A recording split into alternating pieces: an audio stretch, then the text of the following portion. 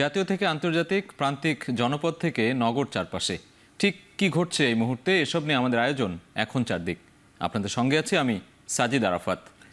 জাতীয় নির্বাচন অনুষ্ঠানের সময় নিয়ে প্রধান উপদেষ্টার বক্তব্য আরও সুস্পষ্ট করলেন প্রেস সচিব। জানালেন 2026-এর 30 জুন বা এর কাছাকাছি সময়ে নির্বাচন অনুষ্ঠিত হবে।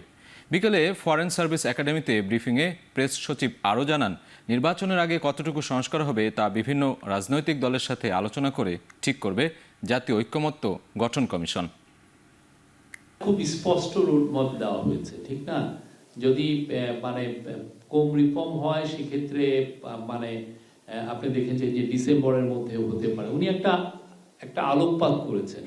আর এক্সাক্ট ডেট কি, এটা তো সত্যিকার অর্থে অনেক ক্ষেত্রে এটা ডিপেন্ড করবে রিফর্মের উপর, বাট উনি একটা টাইম একটা দিয়ে দিয়েছেন। এর চেয়ে আর ক্লিয়ার রোডম্যাপ আর কি হতে পারে? আপনি এক্সপেক্ট করতে পারেন যে ইলেকশন হচ্ছে 2026-এর জুনের 30 তারিখের মধ্যে। তত্ত্বাবধায়ক সরকার ব্যবস্থা ফিরতে সাংবিধানিক বাধা কাটল। সংবিধানের ৫৫ সংশোধনী আংশিক বাতিল করে হাইকোর্টের রায়ে বলা হয়েছে, দলীয় সরকারের অধীনে কোনো সংসদ নির্বাচন করা যাবে না। হাইকোর্টের রায়ে আরও বলা হয়, বেআইনিভাবে কেউ ক্ষমতা গ্রহণ করলে রাষ্ট্রদ্রোহিতার অভিযোগ আনা সংবিধানের সঙ্গে সাংঘর্ষিক। এই রায়ে সংবিধান সংশোধনে ফিরেছে গণভোটের বিধান।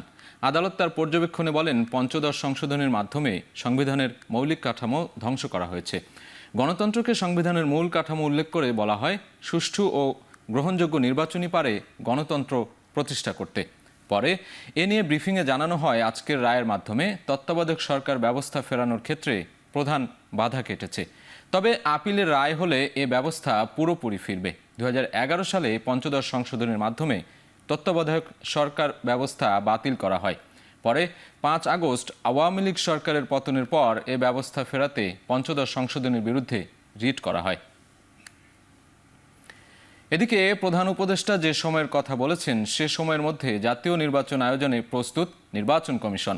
সকালে আগারগাঁওয়ে নিজ কার্যালয়ে সাংবাদিকদের একথা জানান সিএসি AKM নাসির উদ্দিন। বলেন, আগামী নির্বাচনে ভোট হবে ব্যালটে, ইভিএমে নয়।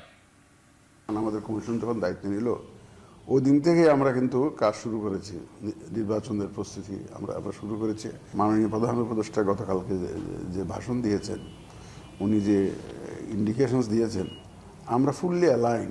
যখনই উনি চান এই বছরের শেষ দিয়ে করুন বা আগামী বছর প্রথম দিয়ে করুন, আমাদের তরফ থেকে আমরা সম্পূর্ণ প্রস্তুত। বিএনপির স্থায়ী কমিটির সদস্য আমির খসরু মাহমুদ চৌধুরী বলেছেন, রাষ্ট্র সংস্কার হতে হবে সংসদে।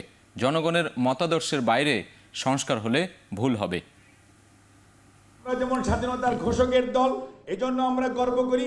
মুক্তিযোদ্ধার দল, মুক্তিযুদ্ধ নেতৃত্ব দিয়েছিলেন প্রেসিডেন্ট জিয়াউর রহমান, এবং সংস্কারক যদি কাউকে বলতে হয়, it is the president Ziaur Rahman, যিনি সংস্কার স্টার্ট করেছেন এই বাংলাদেশে প্রথম।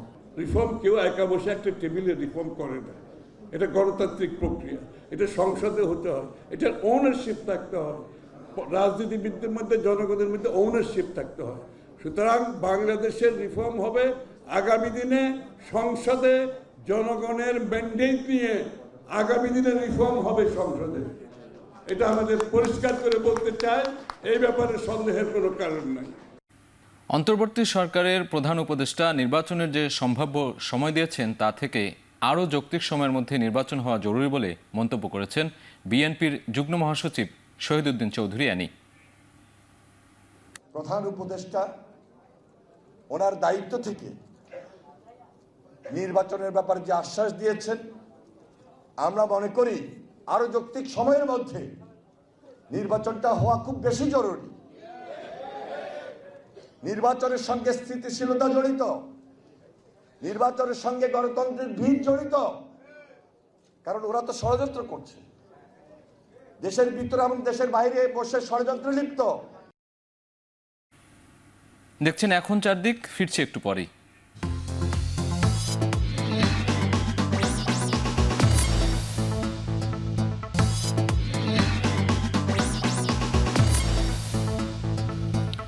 ফিরে এলাম বিরতির পর, দেখছেন এখন চারদিক।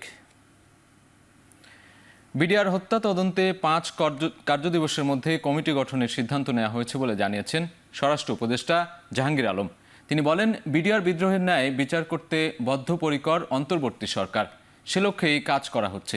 সকালে সচিবালয়ের স্বরাষ্ট্র মন্ত্রণালয়ের সম্মেলন কক্ষে বিডিআর হত্যাকাণ্ড বিষয়ে বিশেষ সংবাদ সম্মেলনে এসব কথা বলেন স্বরাষ্ট্র উপদেষ্টা। বিডিআর হত্যাকাণ্ডে ন্যায় বিচার নিশ্চিতকরণের জন্য আগামী 5 কার্য দিবসের মধ্যেই একটি তদন্ত কমিটি গঠন করা হবে। পুনঃ তদন্ত এবং ন্যায় বিচার নিশ্চিতকরণে অন্তর্বর্তীকালীন সরকার বদ্ধপরিকর। সরকারি কর্মকর্তাদের স্যার বলার প্রয়োজন নেই, ভাই আপু ডাকা যাবে বলে জানিয়েছেন জনপ্রশাসন মন্ত্রণালয়ের সিনিয়র সচিব ডক্টর মোখলেসুর রহমান। সকালে সচিবালয়ে ব্রিফিংয়ে একথা জানান তিনি। এদিকে দুর্নীতি করে সরকারি কর্মকর্তারা পার পেয়েছে এমন দৃষ্টান্ত কম বলেও জানান তিনি। বিগত সরকার জেন্ডার চেঞ্জ করে দিয়েছিল, পুরুষ মহিলা সবাইকে বাধ্যতামূলক স্যার ডাকতে হইতো। আপনারা জানেন তো, আপনারা মিডিয়াতে আছেন না? 5ই আগস্টের পরে থেকে এটা শেষ। এখন হলো আমরা পুরুষ অফিসার জনাব অথবা মিস্টার এবং ফিমেল অফিসারকে মিস অথবা আমরা ইংরেজিতে বলি এমএস। ম্যাডামও অনেকে লিখতে পারে। বিদেশে প্রেসিডেন্টকেও স্যার ডাকে না, ভাইস চ্যান্সেলরকেও স্যার ডাকে না, বাই নেম ডাকে। আমাদের দেশে তো নেমের কালচার নাই। আমরা ভাই তো ডাকতেই পারে, আমাকে যদি এসে কেউ ভাই বলে I never mind, being secretary. আর এসিল্যান্ড ডিসি ইউনো মাসে যারা কাজ করে তারা তো আপনার সমাজের অংশ, তারা আসলে ভাই বোন। ভারত মুক্তিযুদ্ধের ইতিহাসকে অন্যভাবে দেখে, সেটা তাদের ব্যাপার, কিন্তু বিশ্ববাসী জানে এটা বাংলাদেশের স্বাধীনতা যুদ্ধ। সকালে সিলেট মেরিন একাডেমির 3য় ব্যাচের শিক্ষা সমাপনী কুচকাওয়াজ অনুষ্ঠানে কথা বলেন নৌ উপদেষ্টা এম সাখাওয়াত হোসেন। আমাদের যুদ্ধটি আমরা শুরু করেছিলাম, আমাদের যুদ্ধটি আমরা সমাপ্ত করেছি।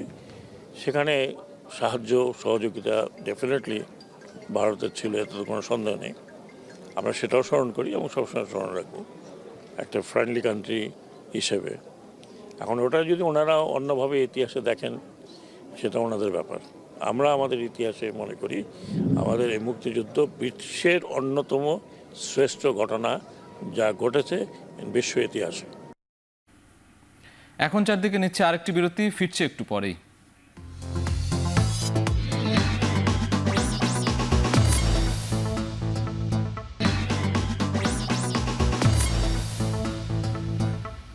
ফিরে এলাম বিরতির পর। আপনারা দেখছেন এখন চারদিক।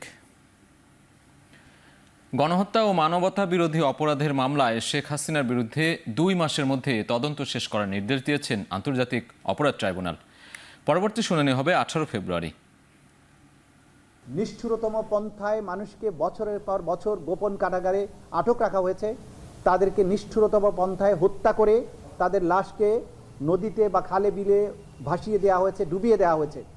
এই অপরাধগুলোর সাথে প্রধানমন্ত্রী, তদানীন্তন প্রধানমন্ত্রী এবং অপরাধের নিউক্লিয়াস শেখ হাসিনা সরাসরি সম্পৃক্ত ছিলেন মর্মে সেই কমিশন তাদের মতামত ব্যক্ত করেছেন। একই সাথে শেখ হাসিনার বিরুদ্ধে গণহত্যা এবং গুম সংক্রান্ত যে অপরাধ, সেগুলোকে মিলিয়ে তদন্ত রিপোর্ট দাখিল করতে হবে। সেই ব্যাপারে আমরা সময় চেয়েছি, আদালত 2 মাস সময় দিয়েছেন। আগামী 18 ফেব্রুয়ারি এই মামলার পরবর্তী তারিখ ধার্য থাকবে। রূপপুর পারমাণবিক বিদ্যুৎ কেন্দ্র সহ আওয়ামী লীগ আমলের 9টি মেগা প্রকল্পে 80,000 কোটি টাকা অনিয়ম হয়েছে। এজন্য সাবেক প্রধানমন্ত্রী শেখ হাসিনা সহ তার পরিবারের 4 জনের বিরুদ্ধে অর্থ আত্মসাৎ ও পাচারের অভিযোগ অনুসন্ধান করবে দুদক। মঙ্গলবার দুদকের এক বৈঠকে এই সিদ্ধান্ত হয়েছে। পরে জানানো হয়, রূপপুর পারমাণবিক বিদ্যুৎ কেন্দ্র, আশ্রয়ণ প্রকল্প, বেবজা সহ 9টি প্রকল্পে কমপক্ষে 80,000 কোটি টাকারও বেশি অর্থ লুটপাট করা হয়েছে। শেখ হাসিনা, তার বোন শেখ রেহানা, ছেলে সজীব ওয়াজেদ জয় এবং ভাতিজি টিউলিপের বিরুদ্ধে এই অর্থ আত্মসাৎ এবং দেশের বাইরে পাচারের অভিযোগ রয়েছে।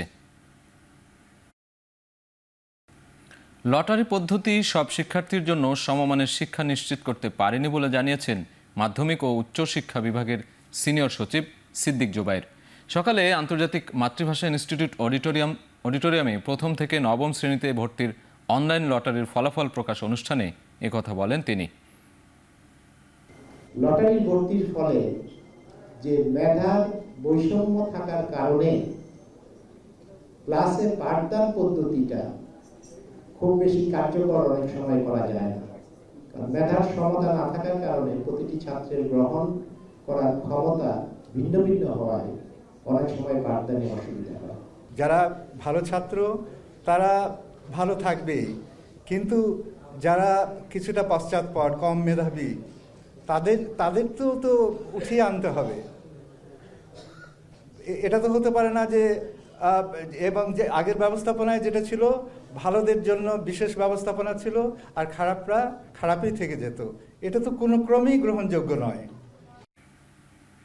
শেষ করছি এখন চারদিক। সঙ্গে থাকার জন্য ধন্যবাদ।